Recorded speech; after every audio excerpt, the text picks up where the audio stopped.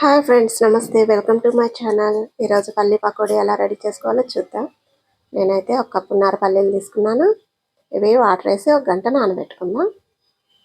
Okay, ఈ విధంగా నానిపోతే సరిపోతుంది. ఇవి తీసి పక్కకు పెట్టుకుందాం. ఓకే ఫ్రెండ్స్, ఇప్పుడు శనగపిండి యాడ్ చేసుకుందాం. నేనైతే 2 కప్పులు తీసుకున్నాను. అందులోకి జీలకర్ర, కారం, పసుపు, ఉప్పు వేసి వాటర్ వేసుకొని మిక్స్ చేసుకుందాం. ఇవి కొంచెం జారుడుగా కలుపుకోవాలి. కొంచెం వాటర్ యాడ్ చేద్దాం. ఓకే, సరిపోతుంది. ఇప్పుడు శనగిత్తనాలు యాడ్ చేద్దాం. ఓకే, ఇవి మంచిగా మిక్స్ చేసుకుందాం ఫ్రెండ్స్. ఇవి ఇప్పుడు ఆయిల్లో చిన్న చిన్నగా వేసుకుందాం. చిన్న చిన్నగా వేసుకుంటే మంచిగా ఫ్రై అవుతాయి ఫ్రెండ్స్.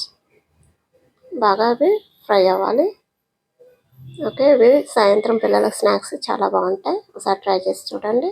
ఓకే ఫ్రెండ్స్, ఇవి ఫ్రై అయ్యాయి. తీసి పక్కకు పెట్టుకుందాం అండి. చూడండి, ఈ విధంగా ఫ్రై అయిపోతే సరిపోతుంది.